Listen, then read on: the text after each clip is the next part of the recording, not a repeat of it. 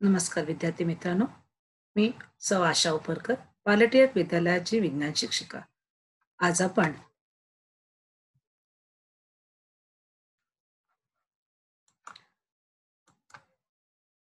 आज आपण विज्ञान आणि तंत्रज्ञान भाग 2 यातील प्रकरण 10 चा अभ्यास करणार आहोत. त्याचं नाव आहे आपत्ती व्यवस्थापन. या पाठाकरता 3 गुण असतील आणि विकल्पासह 5 गुण असतील. हा आहे या अभ्यासक्रमातील या पाठातील वगळलेला भाग. या ठिकाणी 109 पानापासून 119 पानापर्यंतचा भाग हा शासनाकडून परीक्षेकरताचा वगळलेला भाग आहे. त्यातले काही चौकटी, परीक्षे जे काही वगळलेले आहेत ते या स्लाइडमध्ये नमूद केलेलं आहे. या पाठातील महत्त्वाचे मुद्दे जे आपल्याला पाहायचे आहेत ते म्हणजे आपत्ती म्हणजे काय? आपत्तीचे प्रकार काय आहेत? प्रलयकारी आणि दूरगामी परिणाम साधणाऱ्या आपत्ती कोणकोणत्या आहेत? आपत्तींचे परिणाम काय आहेत? आपत्तींचे स्वरूप आणि व्याप्ती कशा आहेत? आपत्ती व्यवस्थापन म्हणजे काय? आपत्ती व्यवस्थापनात प्राधिकरण संरचना म्हणजे कशी असते ती पाहणार. प्रथमोपचार आणि आपत्कालीन कृती आणि अभिरूप सराव यांचा अभ्यास या मुद्द्यांचा अभ्यास आपल्याला या पाठात करायचा आहे. सुरुवातीला पाहूया आपत्ती म्हणजे काय? ते सरळ एक प्रश्न तयार करतोय आपण, व्याख्या लिहा. आपत्ती आपत्ती म्हणजेच काय, तर पर्यावरणात अनेक वेळा काही भयंकर धोकादायक घटना घडतात, त्यांना आपत्ती असे म्हटलं जातं. जर प्रश्न असा विचारला की संयुक्त राष्ट्रसंघाने नमूद केलेली आपत्तीची व्याख्या लिहा, आपल्याला लिहावं लागणार आहे. आपत्ती म्हणजे अशा घटना की ज्यामुळे अगदी आकस्मिकपणे प्रचंड जीवितहानी आणि अन्य प्रकारची हानी संभवते, त्याला आपत्ती म्हणतात. आता ह्या आपत्तीचे ढोबळमानाने 2 प्रकार आहेत. म्हणजे एक नैसर्गिक आपत्ती आणि मानवनिर्मित आपत्ती.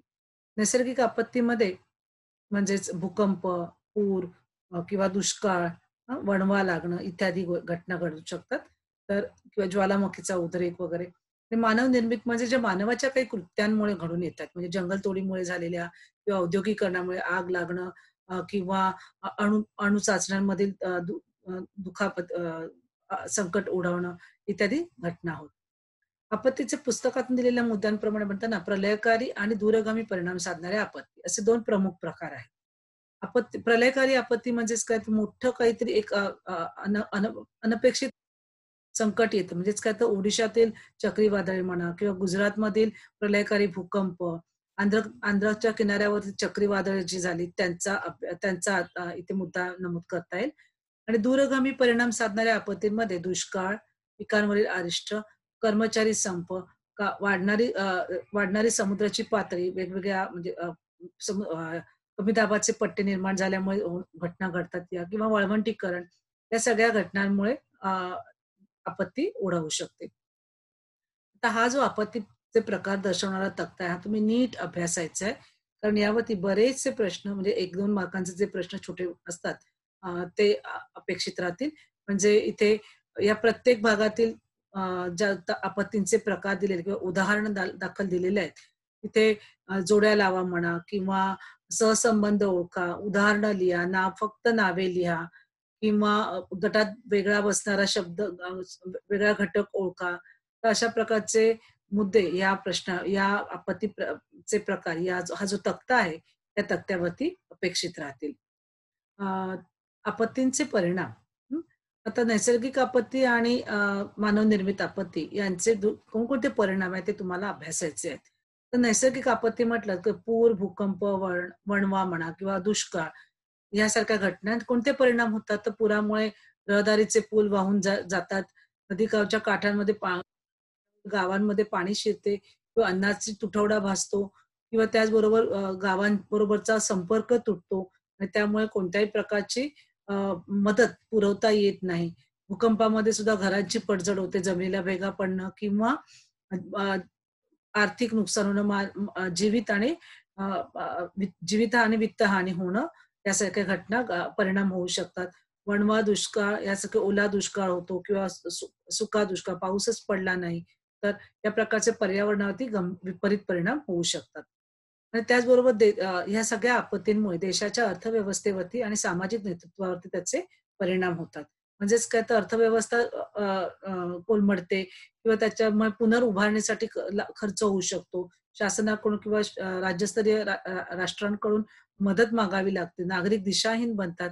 प्रशासकीय अडचणी उद्भवतात. अशा प्रकारच्या वेगवेगळ्या समस्यांना तोंड द्यावं लागतं. आता हा ओघ तक्ता पूर्ण करा, हा असा एक प्रश्न इथे विचारला जाऊ शकतो. तर इथे सामाजिक आणि राजकीय यामधील मुद्दे तुम्हाला लिहायचे आहेत. या उलट समजा सामाजिक आणि राजकीय दिले किंवा दुसऱ्या कुठच्या आर्थिक आणि वैद्यकीय काय अडचणी उद्भवतात किंवा कशा प्रकारची संकटं येतात, कोणकोणत्या अडचणी येतात त्या तुम्हाला लिहायला अ, प्रश्न विचारला जाऊ शकतो.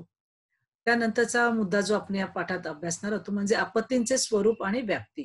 म्हणजे एखादी आपत्ती दिली, तर त्याच्यामध्ये कोणकोणत्या स्वरूपात संकटं येऊ शकतात किंवा आपत्ती येऊ शकते. तर आपत्ती एखादी आल्यानंतर त्या आपत्तीपूर्वीचा काळ म्हणजे समजा उदाहरण घ्यायचं झालं, तर भूकंप किंवा पूर येणार आहे, त्सुनामी यासारख्या घटना घडणार, तर त्यापूर्वीचा काळ कसा असतो, तिथे कशाप्रकारे मदतकार्य होऊ शकतं.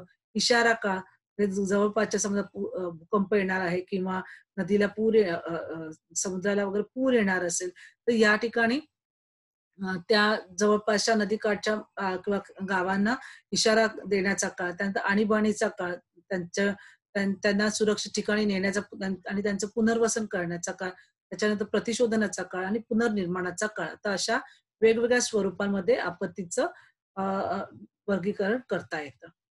त्यानंतरचा तो मुद्दा म्हणजे आपत्तीच्या संवेदनशील अवस्था. हे 3 अवस्था आपल्याला अभ्यासायच्या. त्या म्हणजे आणीबाणीची अवस्था. आता सांगताना मुद्दा सांगितला मी, की जर एखादं संकट आलं किंवा एखादी आपत्ती आली, तर अ, त्या ठिकाणी तिथून काही त्या गावांना किंवा त्या खेडेगावाला मदत करणं, त्यांच्यामध्ये शोध आणि बचाव कार्य म्हणजे एखादा भूकंप झाला किंवा दरड कोसळली, तर त्या ठिकाणी कोणकोणत्या प्रकारच्या बचाव कार्य कसं करावं किंवा वैद्यकीय मदत कशी पुरवावी. त्याचबरोबर प्रथमोपचार पद्धती, संपर्क कसा साधावा, त्याच्यानंतर व्यवस्था पूर्ववत आणण्याची कार्य म्हणजे ह्या सगळ्या प्रकारच्या घटना किंवा मुद्दे आपत्ती आणीबाणीच्या अवस्थेमध्ये येतात. संक्रमणावस्था म्हणजे काय? तर समजा एखाद्या गावामध्ये पूर आला किंवा मोठा काही आपत्ती आली, तर तिथून ज्या ज्या अ, नागरिकांना दुसऱ्या योग्य ठिकाणी किंवा सुरक्षित ठिकाणी अ, संक्रमित केलेलं आहे, त्यांचं जनजीवन पूर्ववत आणण्यासाठी मदत करणं. त्यानंतर पुनर्निर्माण करणं म्हणजे जे काही गावाच्या गावं ओस पडलेली आहेत किंवा पुरामध्ये वाहून गेली, तर त्यांचं निर्माण करणं, पुनर्निर्मिती करणं, पुन्हा तिथे गावं वसवणं, वसाहती निर्माण करणं, त्यांना हव्या असलेल्या आवश्यक त्या सुखसोयी पुरवणं, अशा प्रकारच्या घटना असतात आणि त्याच्यामुळे वेगवेगळ्या समस्याही निर्माण होतात.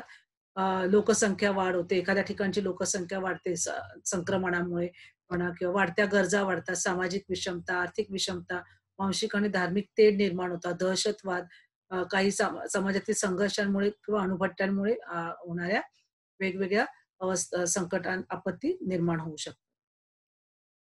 त्यानंतरचा मुद्दा म्हणजे आपत्कालीन व्यवस्थापन. तर आपत्कालीन पुन्हा व्याख्या इथे आपण पाहतोय. आपत्कालीन व्यवस्थापन म्हणजे शास्त्रीय, काटेकोर निरीक्षणाने व समाजाच्या पृथक्करणाने आपत्तींना सामोरे जाण्याची क्षमता मिळवणे आणि त्यात आमूलाग्र वाढ करणे. याला म्हटलं जातं आपत्कालीन व्यवस्थापन. आता हे जे आपत्कालीन व्यवस्थापन आहे ते 2 प्रकारे म्हणजे आपत्तीपूर्व व्यवस्थापन आणि आपत्ती पश्चात करण्यात येणारे व्यवस्थापन.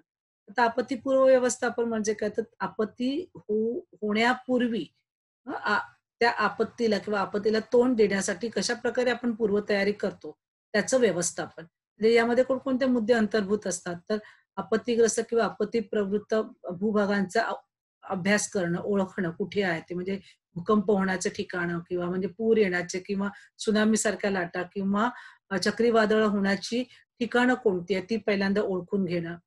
मग त्याच्यानंतर अ, प्री डिटेक्टिव्ह मॅप्सद्वारे आपत्तीच्या तीव्रता काय स्वरूपात ते धोका आहे त्याचा अभ्यास करणे.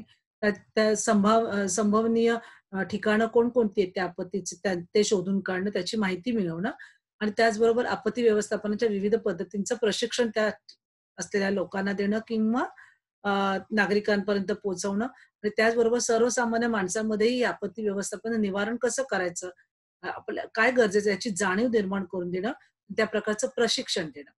आणि आपत्ती पश्चात म्हणजे काय? म्हणजे हे झालं आपत्तीपूर्वी म्हणजे आपत्ती होण्या अगोदरची काय व्यवस्थापन असतं त्याबाबत आणि आपत्ती पश्चात म्हणजे असं आपत्ती झाली किंवा एखादं संकट आलं एखादी नैसर्गिक आपत्ती किंवा मानवनिर्मित आपत्ती आली, पण घडून गेल्यानंतर कशाप्रकारे व्यवस्थापन केलं जातं त्याबाबत. ते समजा भूकंप झालाय किंवा दरड कोसळली आहे.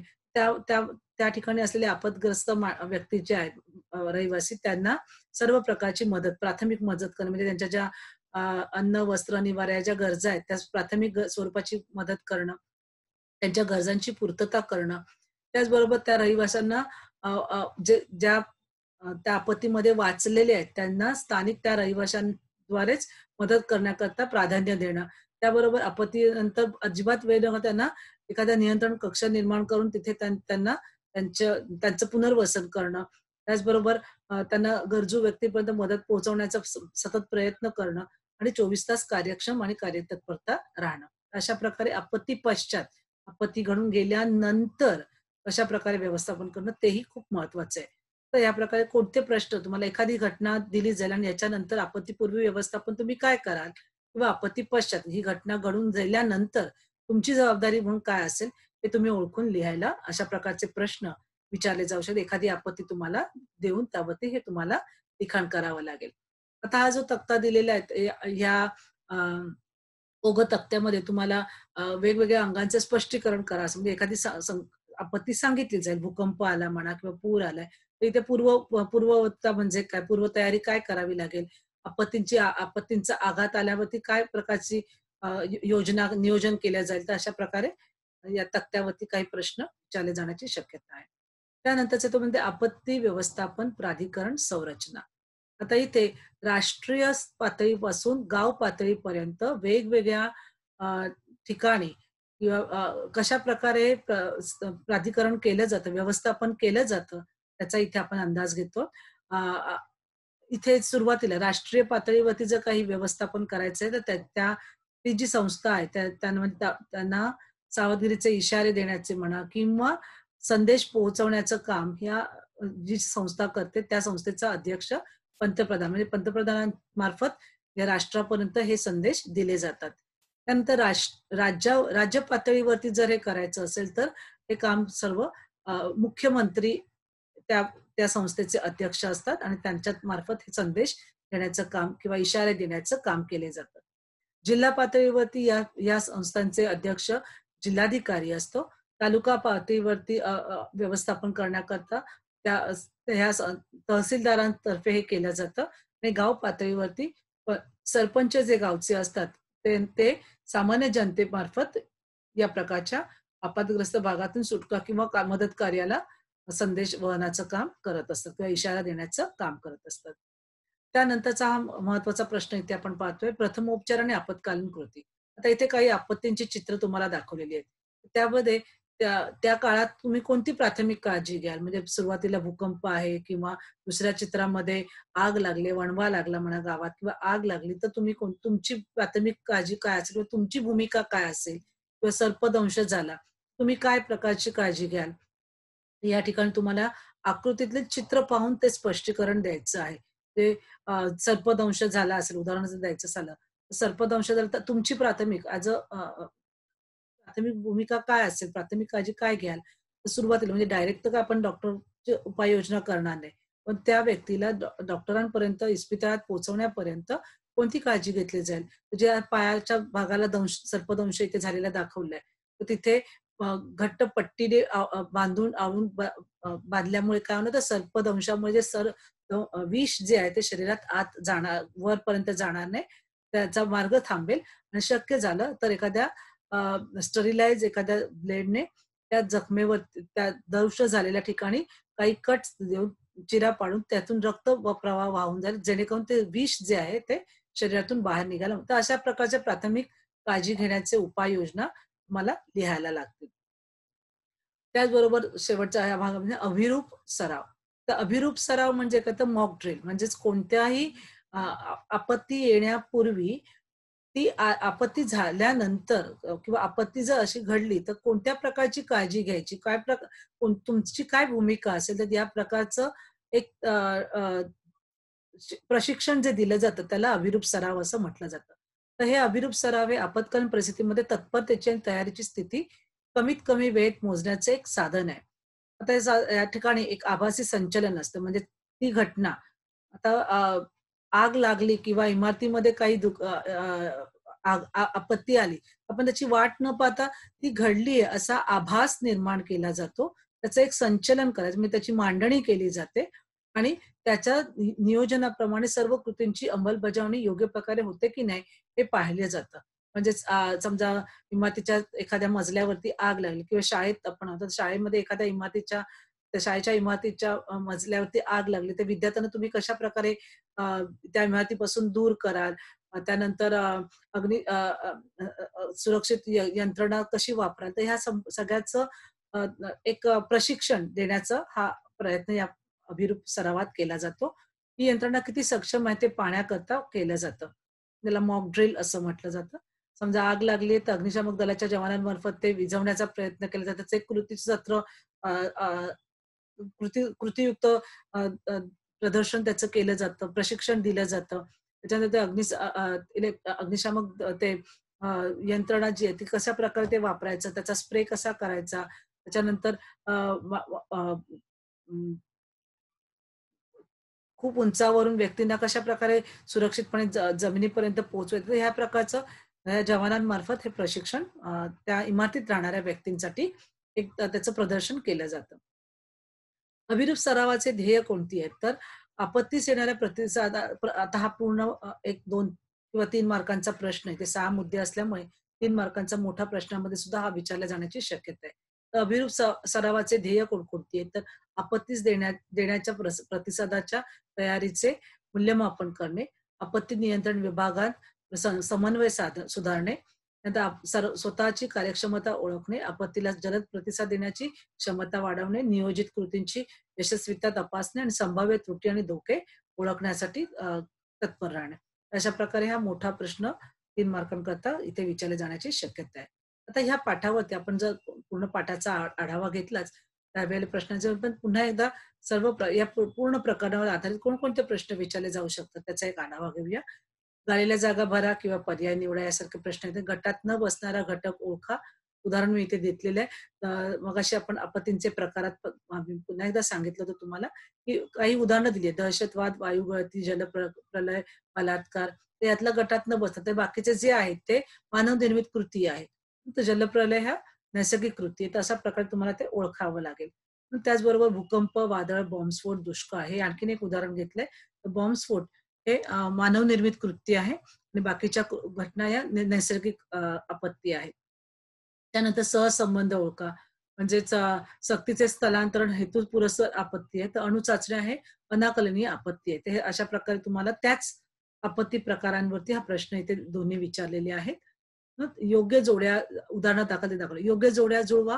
पुन्हा इथे स्तंभ ए मध्ये अ गटामध्ये आपत्ती दिल्या जातील आणि ब गटामध्ये त्याचे प्रकारावरती तुम्हाला जोड्या लावा विचारल्या जाऊ शकतात किंवा अ स्तंभामध्ये परिणाम दिले जातील आणि ब स्तंभामध्ये समस्या किंवा उलट अ गटामध्ये समस्या दिली आणि त्याच्यात काय परिणाम होतील ते तुम्हाला ब गटातल्या स्तंभ जोडीतून योग्य जोडे जुळवाव्या लागतील. तर अशा प्रकारे प्रश्न इथे विचारला जाऊ शकतो.